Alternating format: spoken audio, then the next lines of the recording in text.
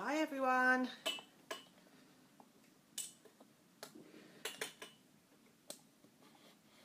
Oops. Just waiting for a few people to join and get the level of this camera right as well. Yeah, that's a bit better, isn't it? So guys, hi. I hope you're all well. Ramadan Mubarak to all of you who are fasting and who haven't seen yet since the start of Ramadan. I hope your fasts are going well. I have broken my fast and had some dinner, and I thought, although I'm slightly tired today, that I will try and stick to my promise to do a weekly Q&A and Hangout. So just to start with, if you are watching live and you have any questions, please comment below and I will try and answer as many as I can in the next half an hour or so. I did have some questions from before, so I'm just going to get those up. Before I do, I'm going to see if I can see my Facebook Live on my screen so I can keep up with the questions here if there are any. How are you all doing, everyone who's logged in? I hope you're well. Let's see.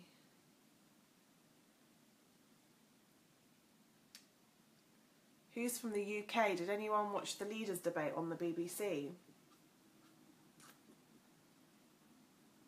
I'm sure there'll be a question. I think there was a question about that actually, so we'll get to it. So yeah, write your questions down below if you have any. Let's go through some of the questions that we have had in already. So Sabine Sayed had asked, what do you think about Germany's disdain for the US and the rising tensions? And well, then her second question was, what did you have for iftar? Okay, so first we'll do the political questions. What do I think about Germany's disdain for the US? You know, I've been thinking about this. So obviously we had the G7 summit and we had all the leaders together, and you know, there's a part of me that thinks that for all leaders like Angela Merkel or the Canadian Prime Minister, for example, say, in action, it is pretty much business as usual if you think about it. I mean, they shake hands with him, they meet with him. There hasn't been that much really of a strong reaction against Donald Trump. Words are just words, and that you say words every now and then to appease your domestic audience isn't as important as whether you're sitting round the table in front of him and bringing up those concerns and those criticisms, because Donald Trump should be criticised.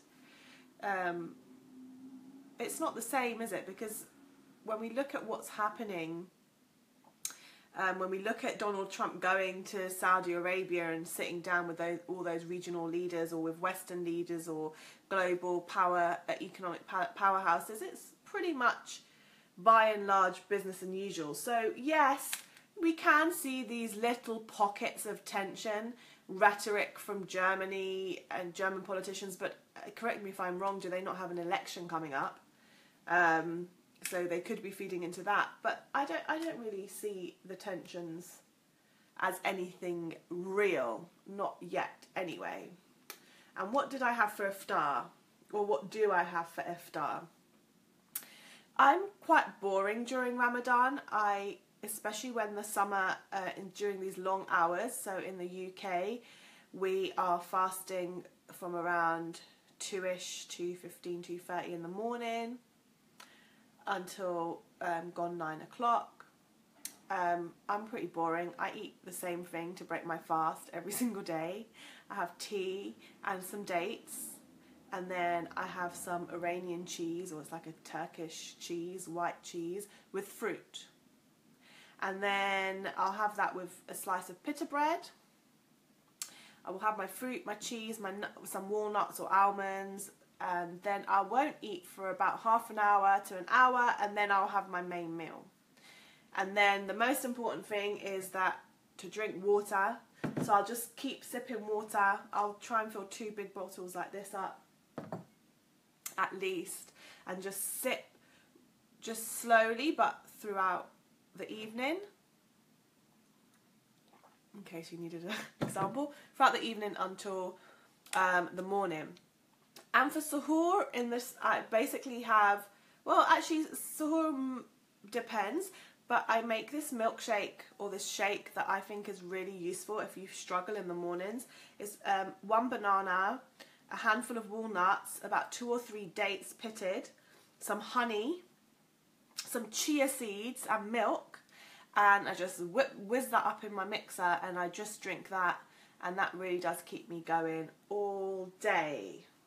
So, let's see what else we have. The questions are coming up on my screen again. I try and show it on here, but it doesn't really help. Shout out from Sheffield. Shout out to you, Nadeem, in Sheffield. There's a comment about Kashmir, but not a question.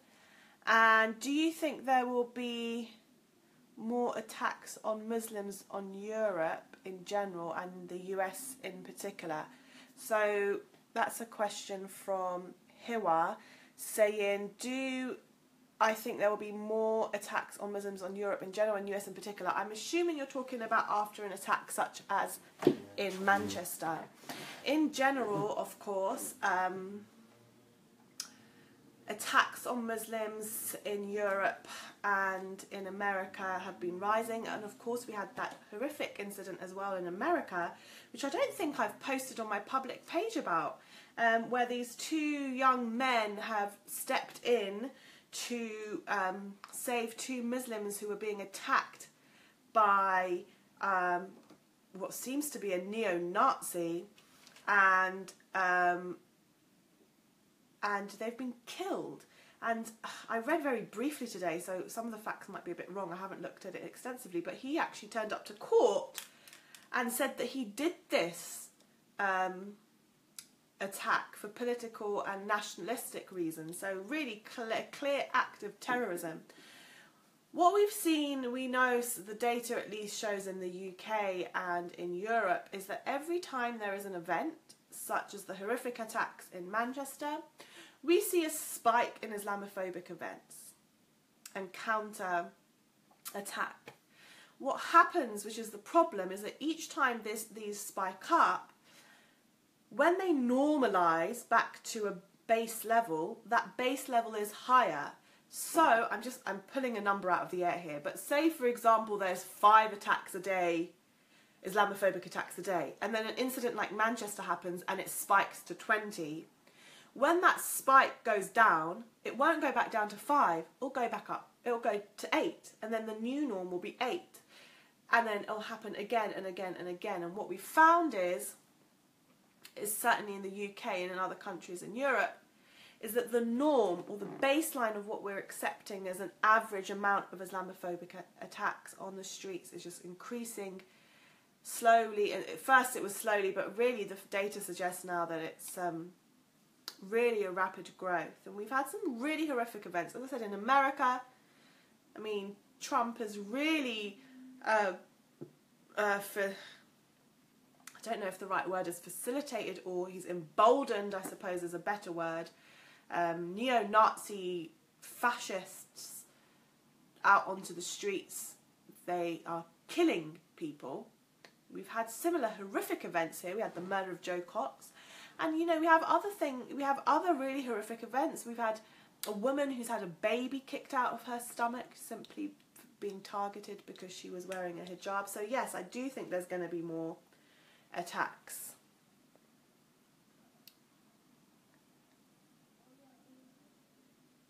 Oh, we've got, hi everyone from around the world. So we've got someone in Kashmir, we've got Sheffield, a bit closer to home, Niagara Falls. Ihtisam, is that where you are? Shout out to you. Salam from Iran. Salam Iran. Manchester. Okay, so we're telling everyone's saying where they're from. If you've got any questions, please pop them down in the comments below and I will read them out. If not, let me go back to the list of questions I got earlier in the day.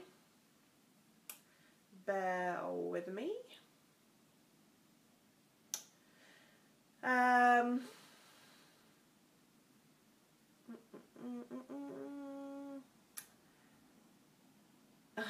Someone's asked me where the best chela kebab in London is for. Oh, the best chela kebab in London for iftar. We're going to get... Obviously, I put this post out before people break their fast, so everyone had food questions. Someone said here Zaytoon, which is a very nice restaurant. I'm in West London, and I usually go to Maulana, which is in West Ealing. I go to Behesht in northwest London. But there's other nice restaurants, but those I think are my two local Iranian restaurants. I will say though, of course, really you shouldn't be going out, like, I don't know, I think it is much better. I'm very sensitive. I like eating home cooked food for iftar. I think that's better. So anyway, on a serious note, Naveed says, what could the potential JC Labour government mean for future Anglo-Iranian relations? That's a good question. I think it kind of fits into a broader question as to what could a future Jeremy Corbyn Labour government just mean for foreign policy. Now, one thing that's clear is what Jeremy Corbyn has stood for throughout his time as a politician, spanning, if I'm not mistaken, over 30 years. We know what Jeremy Corbyn stands for, and we know what his positions have been.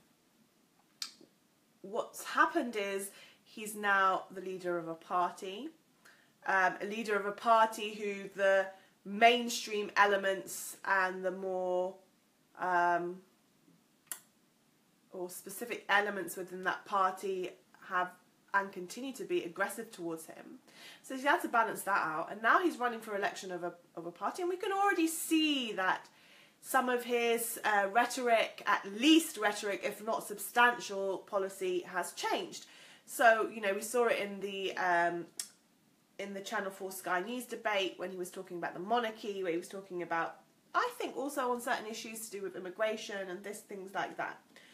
So it's hard to know exactly because people seem to think that this massive battle to get Jeremy Corbyn into power means that the day after the election, if the impossible happens and he wins, we can all just go back and relax and think, oh, yay, we've won. No, I think really that's the day that the battle really... the battle has been going on, but it will certainly be taken to another level, and we have to see how things will play out, because all of the battles before, the battle for the leadership, the battle for re-election, all this media strategy against him, it's because they don't want somebody like Jeremy Corbyn to be in power. But it's not just about Jeremy Corbyn, just him as a human, it's what he stands for. So obviously, the more he dilutes that, the more tolerant perhaps the establishment and system will be. We can already see the inklings of that compromise, and of course, nobody is delusional, nobody thinks that there won't be compromise. The hope is that we're going to see a vastly different type of approach to foreign policy put into place within the remits of the fact that some things aren't going to change that easily in the British system. He's mentioned Iran in some of the debates. I know in the channel, he didn't on the BBC debate tonight, but specifically on foreign policy in the Sky News Channel 4 debate, he said that he would be pursuing the type of foreign policy that, for example, Obama pursued with Iran when it comes to the talk. So, bit of a ramble there, but the point is, I don't want to be overly optimistic and say, oh, Corbyn, everything's going to be great. when it's not clear, I don't want to be over pessimistic. It's new territory in some way. If Jeremy Corbyn wins, it's a new territory of how things may be done. We know what he stands for. How much of a pull is there going to be once he gets into power? How much scope is he really going to have to change things? That is what is all to play for. I think we did have a few questions here, so I'm going to have a look. What kind of backing has Labour's manifesto from the British public been, in your opinion? That's from Habibullah in Iran. What kind of has Labour manifesto? Okay, so I think he's asking what kind of backing or response has there been to the Labour manifesto from the British public? I think that do bear with me, guys. I need to drink these few hours that I'm not fasting. I think that it's been positive. The trajectory of this election so far has been what I anticipated. I've always said that once Jeremy Corbyn's Labour Party puts out their specific policies, things like free education, more bank holidays, reinvesting into the NHS, these are going to resonate with people.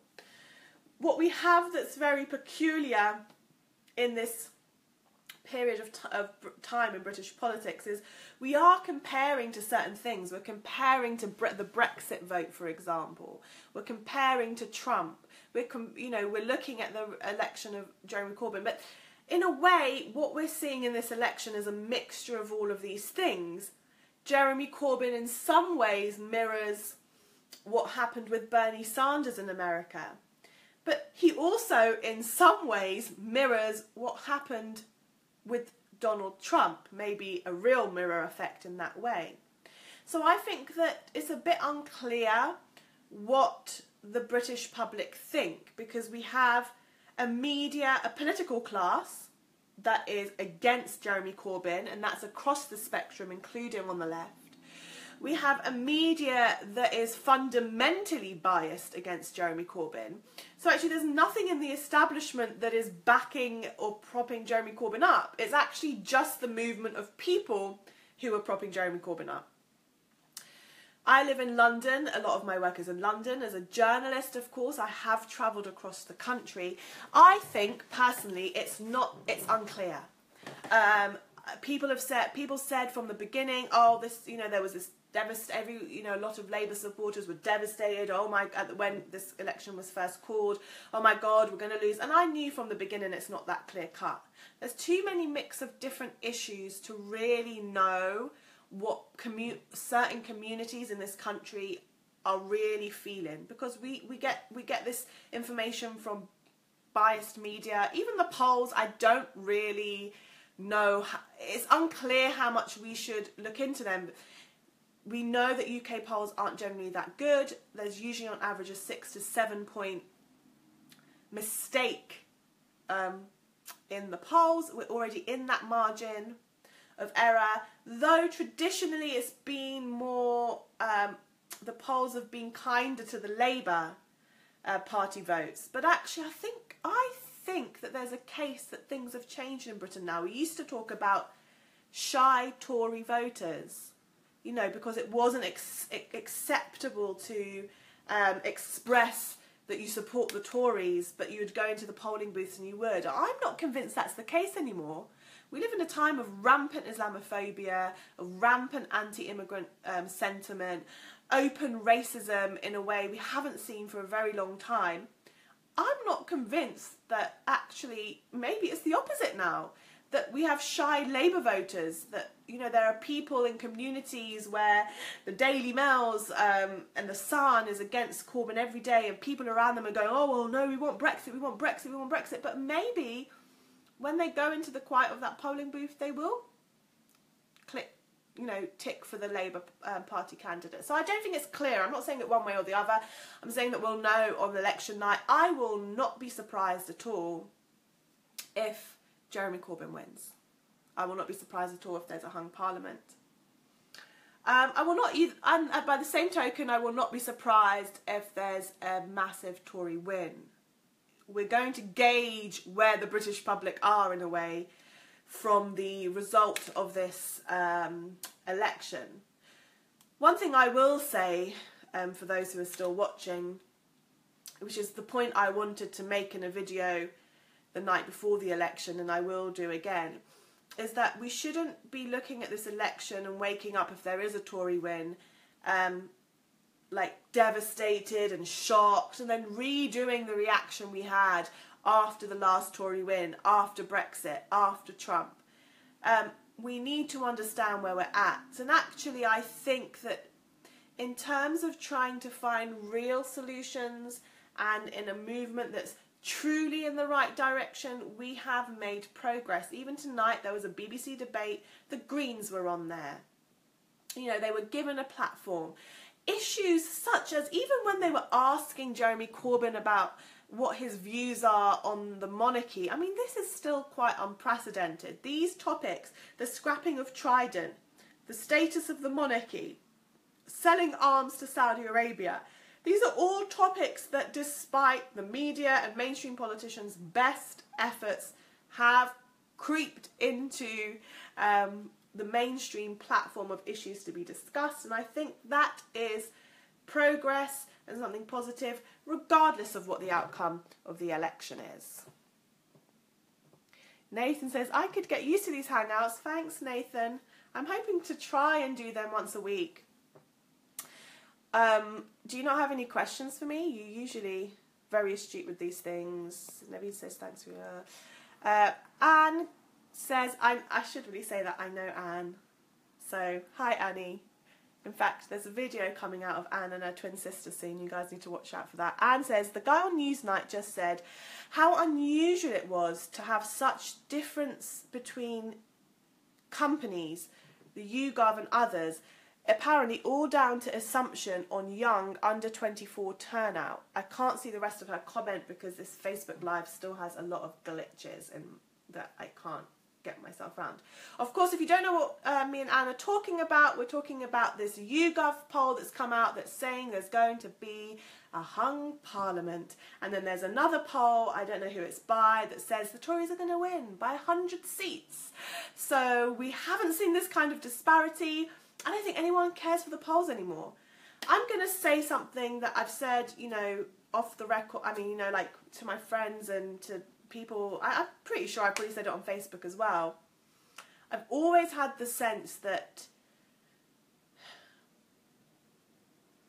the same way we saw all the pennies fall into place, is that what that's saying? Like, we saw all the pieces fall into place in the run-up to Brexit, the Brexit upset and the Trump upset. I see it happening with Jeremy Corbyn and Labour. There is a London bubble and it's hard to know exactly what's happening in all different parts of the countries, but as I said, I would not be surprised at all if there is a massive political upset after these this election result. And I just think that there's so much going on. There's so much that people are upset with. When you looked at that BBC debate tonight, 7 parties, and there were the Tories saying what they're saying.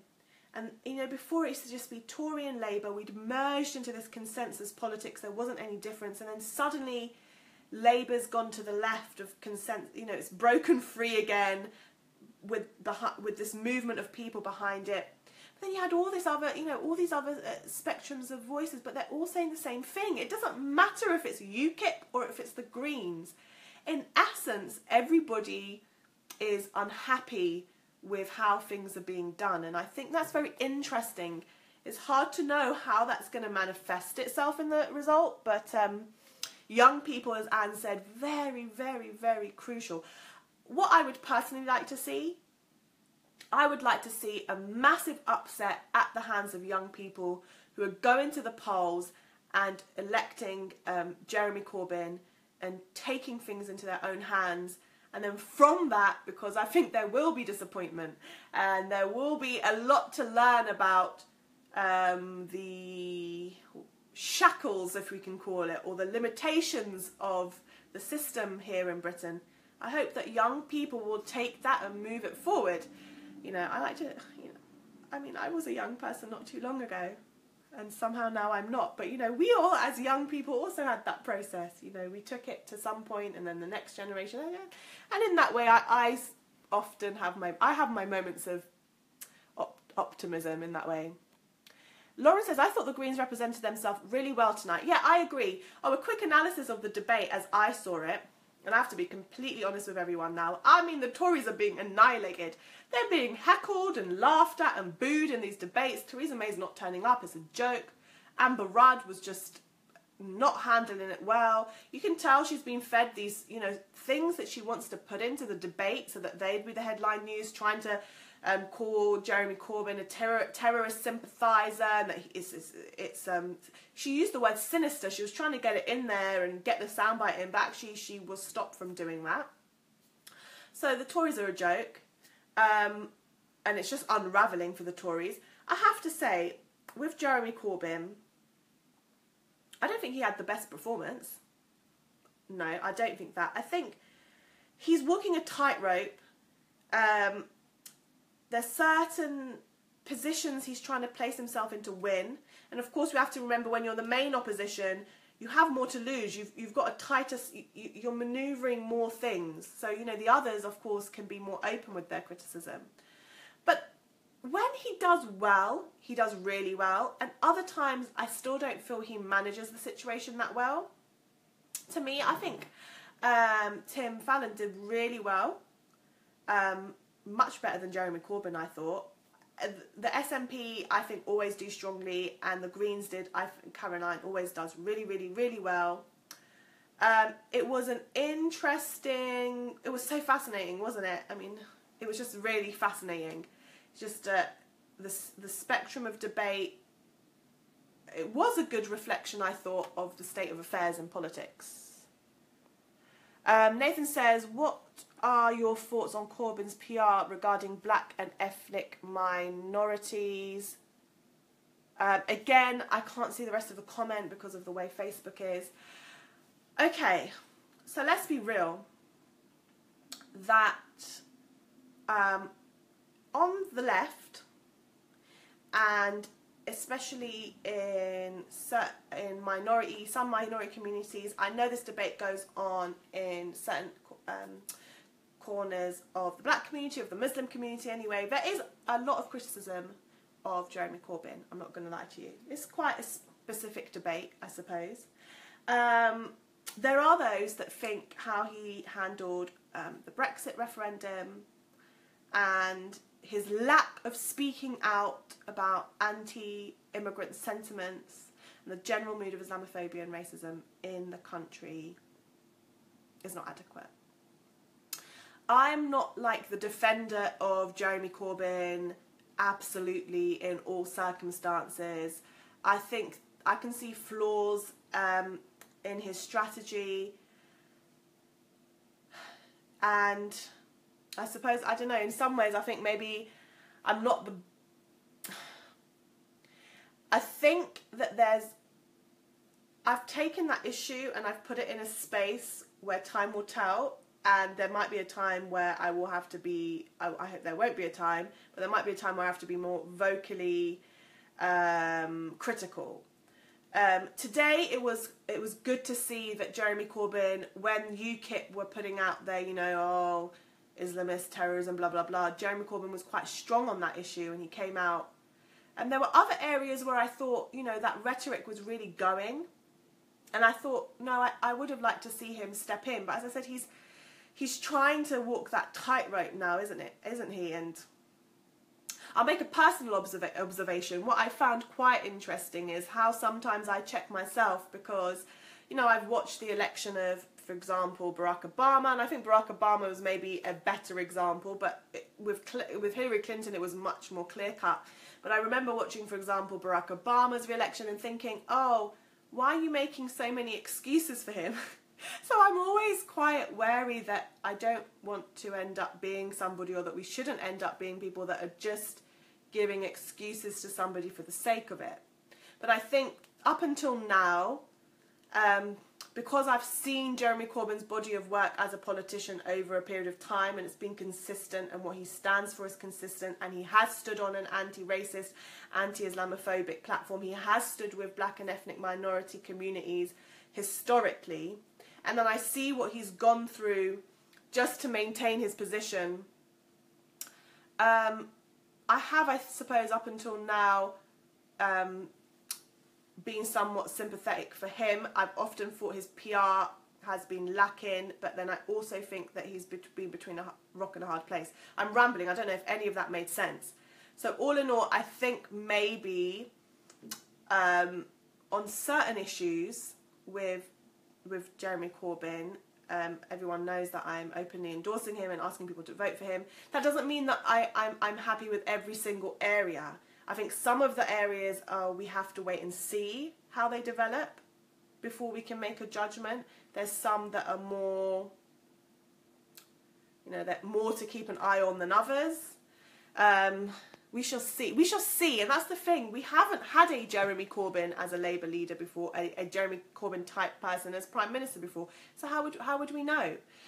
In many ways, like, I'm not going to champion him for the sake of it. I'm going to say that I'm willing to. I want to see what this person will do, and I'm going to fight to get him into power to see it. And then once he's in power, I'm going to look at what he does, and then I'm not going to blindly support it if I'm not happy with what he's doing. Do you think the current political atmosphere, especially that of France, as well as the recent anti-American sentiment in Germany, have any impact on the outcome of the British? I'm assuming that says elections, but I can't reread all of it again. I don't really think so. I think there's a general environment in Europe.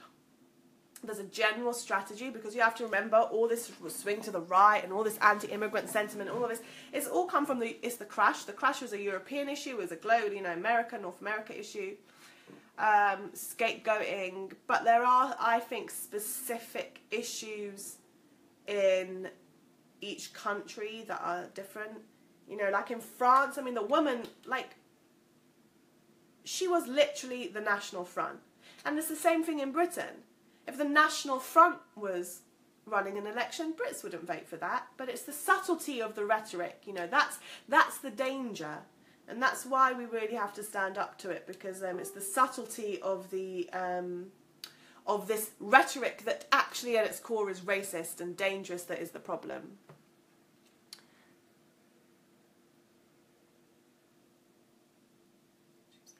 Anne says the higher Labour one assumes 80% young ones get out there. I don't know, I'm a bit lost at the first fact, but yes, young ones get out there. Abraham said, hey, who said you're old?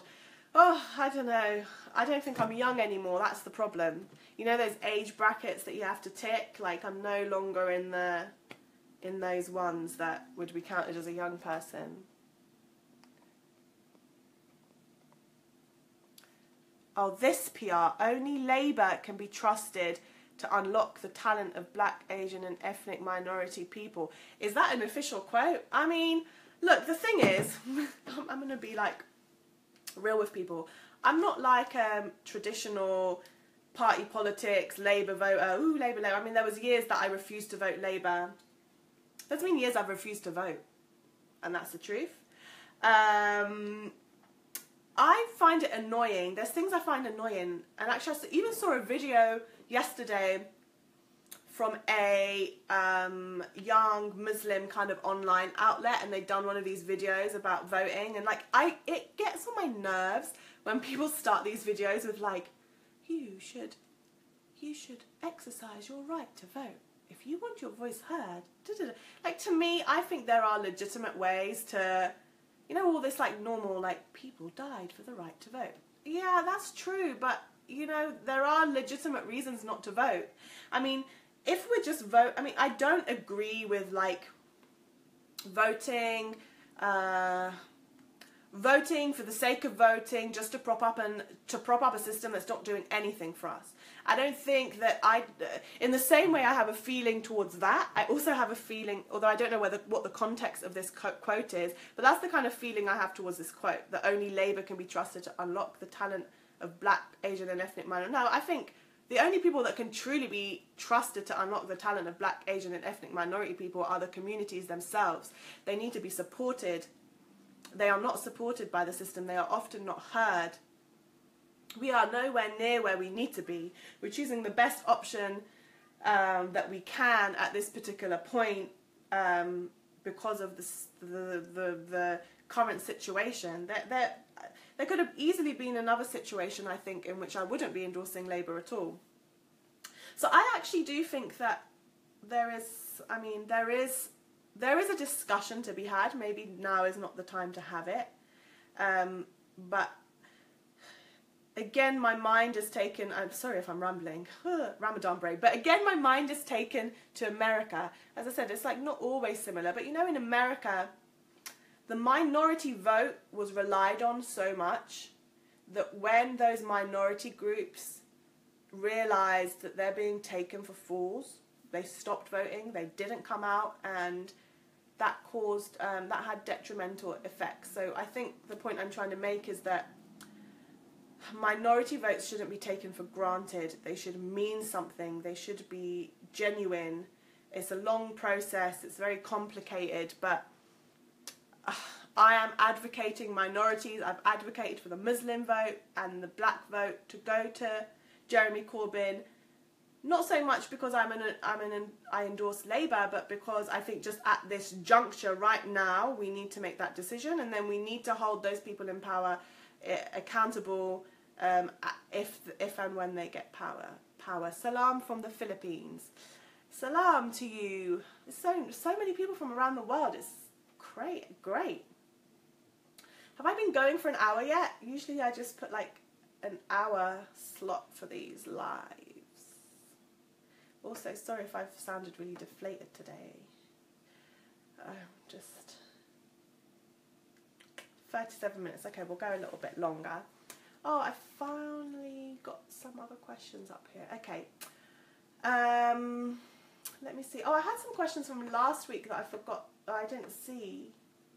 One was, does Britain need to be the second biggest arms producer in the world? How can we as a country condemn terrorist attacks and still sell arms to regimes like Saudi Arabia and Bahrain, or claim a moral high ground on really any global injustice when British-made munitions kill Yemeni civilians? Well, this is the hypocrisy, isn't it? This is the hypocrisy, and again, as I said, that's why a lot of the time I really think that how can I say this? You know, everyone is like, the question I get asked the most is, Nargess, can Jeremy Corbyn really win? And it's like, people are now in this like, this tension that they don't want to get, they dare not get their hopes up that Jeremy Corbyn might win, and then they're worried, and then we think about, oh no, but if he loses, it's going to be so awful. The Tories are going to get power again. And you know what? That in its place. But I actually think there is something positive to take out of this. That more people than ever... Did we ever think we'd see a moment? I actually personally think that a few years ago, I didn't. I didn't really see Jeremy Corbyn coming, I'll be honest with you. The day after the last general election, I was doing live coverage for the news station I worked for outside Parliament Green. One of my interviews was with Jeremy Corbyn. I remember meeting up with him. He spoke for about 20 minutes off camera. I said to him, "What went wrong? Why didn't Miliband win?" And he put it there, and he said, "Oh, you know, they just didn't go left enough. They tried to get the centre ground. They needed to go anti-austerity. They don't get it. This, that, and the other. Finger on the pulse." That was like, what, a few days? That was like a day or a few days before Ed Miliband stepped down, and then suddenly Jeremy Corbyn was put forward. Jeremy Corbyn didn't even think this was going to happen to Jeremy Corbyn. So that's one thing. Like, it's been somewhat unexpected, but it's actually positive that we've managed to break the shackles of centrist politics, that we have issues such as arms sales on the agenda, really on the BBC debate, on the Sky debate, really being discussed in a way it's not been discussed before. That these are being questions, that more people are becoming aware of it. That is really a positive thing, because remember, for a lot of us that have been doing this for a long time, awareness, we were struggling to get awareness to these issues at all. And now they seem to be almost mainstream issues that are being discussed, despite, as I said, all the resistance to that. So I think it's positive. There is no moral high ground for the West. There is no moral high ground for Britain. There is no moral high ground for America. And you know what the truth is? The truth is that the world knows this. The truth is that the majority of people in the world know this. The problem is that maybe the indigenous populations of these countries don't know this, but that is what we're seeing now. More and more people open to questioning these double standards, and I think that's really important, because that's when we're going to see change, because it's not the populations in Iraq and Afghanistan who get bombed. It's not them who come and vote in a government in Britain, it's us. So that is important.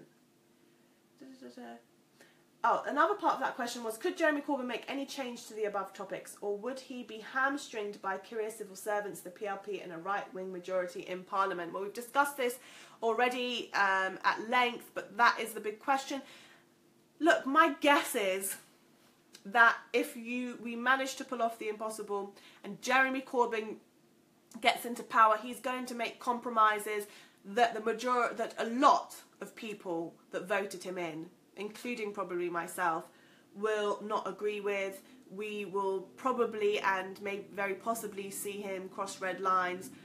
To me, that is still a part of the process, because people need to understand and become aware of what the limitations of democracy in this country are and how things work. It's a process. It's not going to be a sudden change. We're in a process of getting to a point of understanding. We need the collective of the country to be in that position of understanding. We need white working class people who have been hard done by this unjust capitalist system to also come to that understanding, so they're not voting for UKIP. They're on board with Muslims in the community and black people in the community, because the challenges they face are the same. So that's a long road to that, and there's a lot of obstacles, but we will get there, I believe.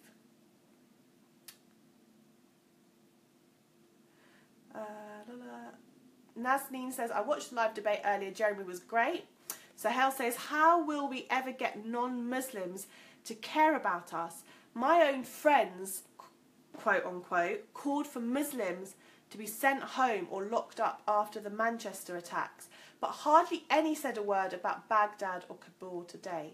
Why can't we call it what it is, and that hatred for Muslims is deeply rooted into a lot of Westerners, whether they admit it or not? Well, that's a strong comment, and I think it touches some very deep issues that I hope I can do justice to at this late hour when I'm feeling quite tired.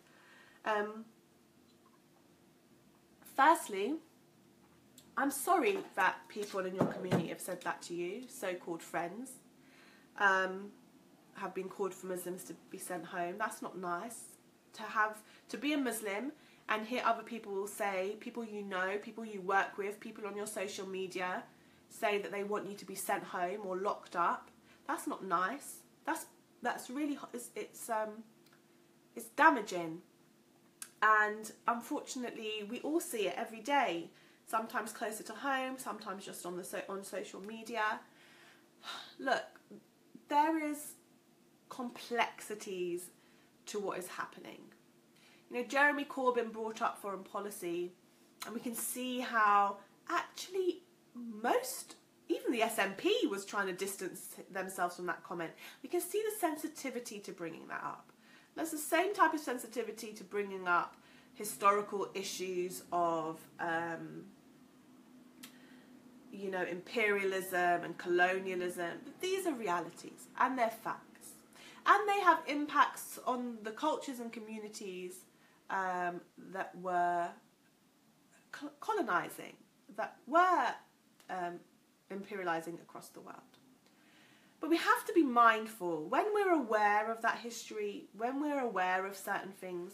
My position is this, that we need to be mindful how we communicate and how we engage. Because if we just keep telling people who don't realise why they think, for example, that Muslims should be sent home, they genuinely think they're good people. They might have Muslim friends, they might have ethnic minority friends, black friends, Asian friends. They don't see themselves as racist. They don't see that the media might have had an influence on them. They don't really understand that history can be a part of the modern day culture of a country. So, you know, it's about making people have understanding. I know that might be a difficult thing to say because in a way it's putting the onus on the victim to stay open and engaged. And it's not all the solution, but I just, because you said it was people that were your friends, I just think that when we have challenging people around us who have those opinions, engagement is better, because only through engagement can there be a solution. Otherwise, just becoming more and more divided is gonna create this space where really horrible things can happen in it. So I do think continuing to engage is important. And a little comment again about my age, because I'm not young anymore. But I just want to say to anyone younger that's watching this, I'm in my early 30s, but just to anybody that's younger that's watching this, just know that I didn't always have this position. I used to be quite a fiery teenager and young person. And when you're a bit younger, you tend to like want to debate people and prove that what you think is right and everybody else is wrong, and it can be quite polarizing. And I think that that's in some ways natural and healthy, because you're trying to establish your own principles and thoughts, so you're always like very hardly anchored in them and debating other people that stray at all. But you know, my generation had to grow up doing that without social media and without this polarizing, without this atmosphere that everyone has to always be right instantly in 140 characters, bam, bam, bam, bam, bam, and if you say something wrong, then you know you're going to get annihilated for it. You know, I want to say to young people that it's natural to try and want to anchor what you're you know, learning and exploring what you think. That's healthy. You want to anchor, but try as much as you can to be more open, to be more engaging, to be more empathetic and understanding of other people's views. Oh, I could say this to a lot of older people as well, by the way, but I'm just saying because of my own, I'm just saying off a reflection of my own journey. Like, the growth really comes when you start having that in a way and trying to understand more. I've spent many years going to EDL demos and Britain First demos, and I go there not with my backup, I go there to understand. I go there to understand what these people think and why they think, and that's why, for example, Brexit wasn't a shock to me, because I'd spoken to them. So I hope that makes sense. Also, obviously, we should put our condolences to that horrific attack in Kabul today. Rafat, Salam says, respect to your work and views, thank you. It's a shame not everyone can share your views. Today it shows how the media can power the politics, and if we want to win over the media, you are right. And again, I can't read the rest of the comment. There's Lauren's responding to Sahel, Rabia, Tariq. What would you say to Muslims or BMEs that support the Conservatives? Yeah, that's an interesting question. I do know that in the Asian community, there is a large or a substantial portion of people that do vote for the Tories. Many of whom I'm assuming will be Muslim. I think that it's interesting, that, isn't it? Minorities who support the Tories. I think that... Did anyone watch the Sky News Channel 4 debate? And then there was that Asian small business owner, and he said his parents were traditional Labour voters, and he's a traditional Labour voter, but he's not going to vote Labour anymore because of the taxes on small businesses. I'm sorry, I don't know if anyone saw that. To me, that was like the stereotypical, I suppose, typical person that we're talking about with this question. Maybe like they get to a certain point, they're middle class, they've got a little bit of money, and then they start thinking inward about themselves and their standing and their comfort rather than others. I mean, maybe there's some sort of something I'm not an expert, we'd have to ask an expert really, but I'm guessing that maybe there's something about pressures of integrating in the areas that they're living in. What would I say to them? I would just say to really, this is not something I would say specifically to Muslims or BME voters. I would say this to all voters, to just really think that there are people in this country who are struggling. They are struggling.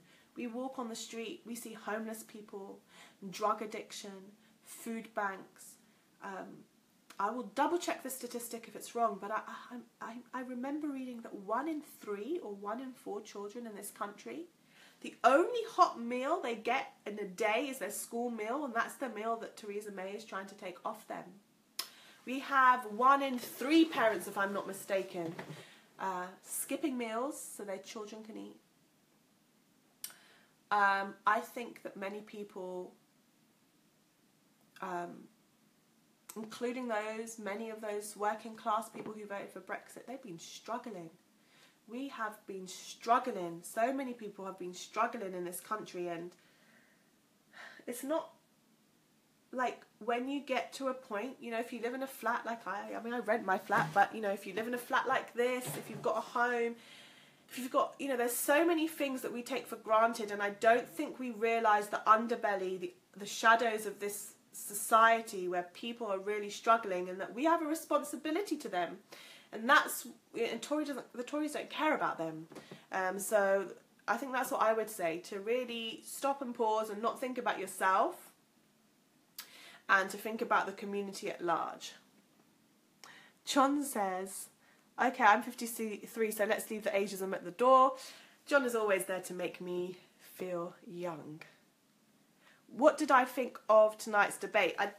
Hi, John. I did say this previously, but very quickly, I thought the Tories are in real trouble, and they know it. They are scrambling, but they were scrambling when they called this election.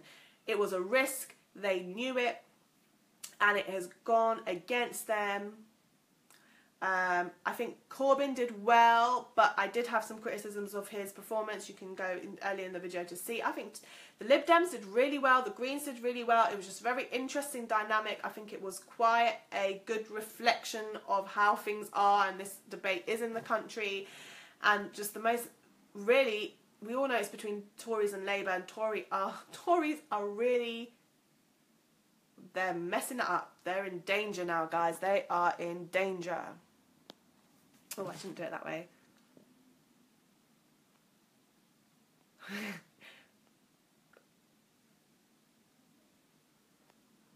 Brent Patterson has said, how does a Muslim shut a door?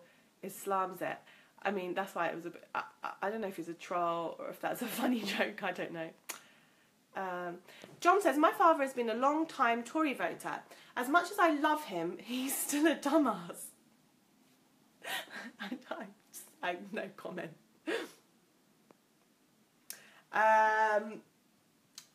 Okay, has it been an hour yet? Yeah, John, you do make me laugh. Has it been an hour yet? Let's see. I had a few other questions that I haven't answered. Okay, 5 more minutes, guys. So if you have any last minute questions, pop them in the comments. If not, I'm going to go back to the questions I had earlier in the day. Let me get them up. And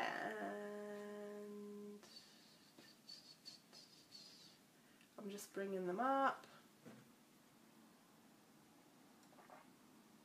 Right, so we answered that Germany question.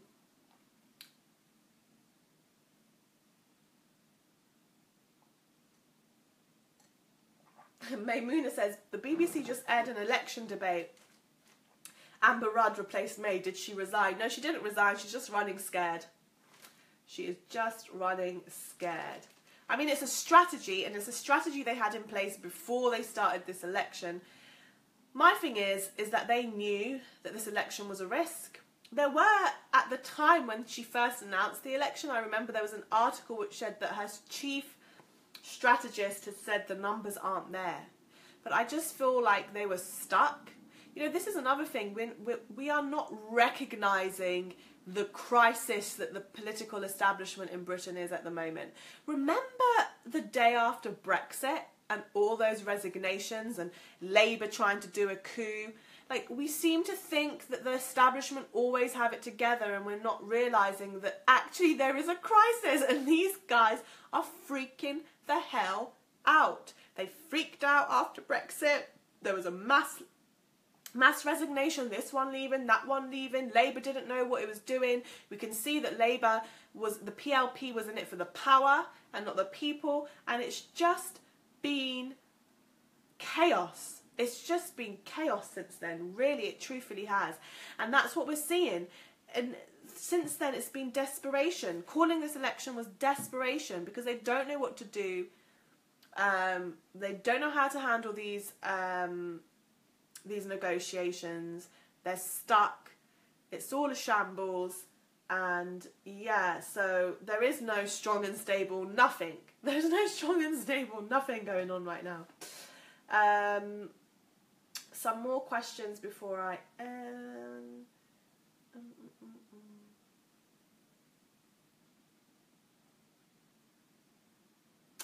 Any Ramadan reflections and relating that to our struggle for justice? Okay. Any Ramadan reflections relating that to our struggle for justice? Oh, that's a tough one to end with, isn't it? I'm not an Islamic expert, guys, so I'm sure there's people that can answer this much better than me. But for me, Ramadan is an annual reminder of potential. That's one thing it is for me. And, you know, my dad, God rest his soul, he often used to talk to me about that what is inside us is a reflection, you know, we're going to go a bit spiritual, guys, so sorry if some of you are not religious, but I think you will understand, I mean, a lot of you will understand what I'm saying. Like, when you look at whatever is inside us is like everything that is outside of us. The mechanisms of how our body works is similar to the mechanisms of the universe. Or everything, to me, like, everything can be encapsulated into something very small, and something very small can be encapsulated in these really wide and broad issues. And to me, Ramadan is a moment when you realise that if you connect to that energy, and if you connect with purpose, and if you have discipline, and you have spirituality, and you have principles, and you really want to put your mind, your heart, and your soul to something, then you can just achieve really incredible things. If some of you have never fasted before, or even if you ask Muslims who maybe started fasting in the winter, and you said to them, do you know what, you can fast 18, 19 hours a day, you say, no, hell no, I can't. Even Muslims know this themselves, and that's why they understand the power of Ramadan, because if in a time outside of Ramadan they've missed lunch, they had a busy day at work, then the hunger makes them cranky, they can't tolerate it. But in Ramadan, when all of these things merge together, you've got focus, You've got principles of why you're doing something. You have got a mission almost, like you're really focused, like you're focusing really inward on yourself, not just on how your physical body works. You're slowing down, you're taking more care of yourself, you're taking more notice of everything that you do and making sure it's in equilibrium. Then suddenly things start falling into place. And I think that if every single human being did that every single day, then there would be a lot of change in this world. And I suppose to connect, because you know, a lot of people that watch me are not Muslims and a lot of people are. Sometimes I struggle to how to discuss these topics in a way that would be relevant to everyone. But actually, I wrote a few days ago, I put it on my public page, that yesterday I was thinking a lot about an encounter I had at Occupy London in 2011, where I spent several months at St Paul's and at the different camps speaking to these people. I had a friend staying with me from abroad. She was travelling to America. She wanted to go and meet them. We went to Finsbury Park. That was the only place that that was still there. And we went, and then there was someone there. There was this young man. He came up and he started talking to us, and I could smell the alcohol in his breath.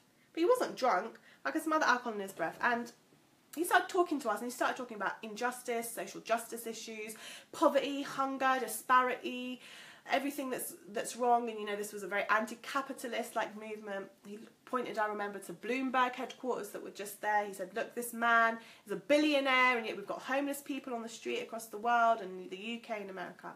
And then he said, but I don't despair, because I know there has to be something better. I know there has to be someone with solutions. I know that is coming, and everything we're doing at this camp is really just in preparation for that. And it really made me think that I was thinking about that in Ramadan, because I thought many Muslims, we fast, we pray. As Muslims, as just like as in Christianity, as you know, we also are waiting for that. You know, we have spiritual reasons why we're waiting for that day, for a day when there's social justice in this world. And I thought, well, you know what? That guy, he had it down a lot more than a lot of Muslims, because he's practicing that. In a way, he was practicing a lot of these things that Ramadan teaches us to practice. So I think that what Ramadan has to teach us is not something Muslim specific. There's things that we can all take from this, and there's many things that non-Muslims already do in their life, but they're based on really grounding yourself, being aware of yourself, having understanding, being empathetic, knowing that as an individual you're important, but that has to be an importance of the collective and of the community. And yeah, that was also very rambly, but I hope made sense to some. That has been my 1 hour for this week. Thank you guys so much. I'm going to really try and keep this going once a week. I love the fact that you were from all different areas of the world. I did it a bit later this week, and I felt like there was more of an international grouping of people. There have been more comments, but maybe I'll leave them for next week. I wish you all of you who are fasting, that your fasts continue to be rewarding and easy for you. And that's it. Good night, guys.